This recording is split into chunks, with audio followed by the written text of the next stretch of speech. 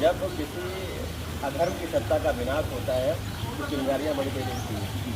जब कहीं पर लौकिक प्रकाश होता है तो पतंगे बहुत तेजी से आते हैं उनका दमन करने के लिए। लेकिन प्रकाश होता है जब जब धरा पर आसुरी सत्ता बढ़ी है तब तक हमारी नैतिकता हमारे धर्म ने आकर के उसका खंडन किया और धर्म की स्थापना की है। तो आज भी उसी तरह से जो चारों तरफ ये वातावरण दिखाई पड़ रहे हैं, चारों तरफ युद्ध हो रहे हैं, ये चुनौती तो दिखाई पड़ रही है ना। तो चुनौती का एक ही माध्यम है आकर के समरसता के भाव में, सनातन की धारा में आकर के, शांति की धारा में आकर के भगवान की शरण लगी। जैसे आपने देखा पूरे विश्व भर में कोविड महामारी छाई। कोविड महामारी से जब दुनिया त्रस्त होने लगी, घरों में कैद हो गई, तब उन्होंने सनातन के मार्ग को अपना लिया।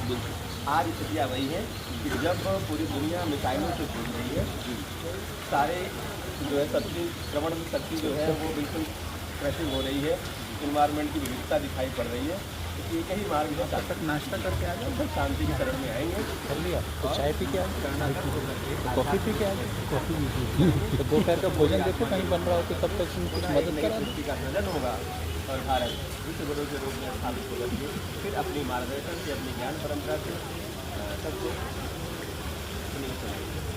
बहुत बहुत धन्यवाद क्योंकि आपकी प्रेरणा की सभी एक होगी और सभी सनातनी साधु संत जितनी भी धार्मिक संस्था एक होके एकजुट होकर इस कार्य में लग गया है कि भारत में शांति स्थापन में शांति का राज्य स्थापन है। यही ब्रह्मा कुमारी जी चाहती है कि परमात्मा का यही संदेश कि घर घर में जाकर संदेश दो, आत्माओं की कोई शरीर में आत्मा हो, हम आत्मा सब आपस में भाई भाई एक परमात्मा की संतान है और हमारे अंदर जो ओरिजिनल गुण है प्रेम शांति आनंद पवित्रता आत्मा के ओरिजिनल गुण है, हर व्यक्ति को अच्छा लगता है और फिर से गुणों को जागरूक करने की परमात्मा हमको जो शिक्षा दे रहा है इससे धारण करके और इससे अमल में ला के सब एक होते चले।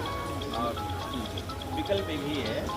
कारण क्या है कि जितने भी सनातन की धारा में काम करने वाले लोग हैं, चाहे वो सनातन की परंपरा हो, चाहे वो इस्कॉन की परंपरा हो, चाहे हमारी ब्रह्मकुमारी की परंपरा, सब जगह ही जब विविधता आती है समाज में तो खंडन होता है।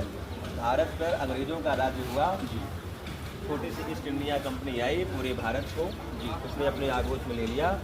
और जब हमने सारे पंथ मजहब समुदाय सबको त्याग करके पूरा राष्ट्र बसंती चोला पहना, पूरे राष्ट्र तिरंगा उठाई, तो हमको आज़ादी मिली, स्वतंत्रता मिल गई। तो ये समय है कि जितने भी हमारे पंथ मजहब है सबको एक साथ समन्वय की धारा में आकर के राष्ट्र के उन्नयन के लिए, सनातन की धारा में आकर के भारत के कल्याण के लिए कामना करना चाहिए। तो हम भारत को अपने बनाएंगे, यही मंगल कामना करते हैं।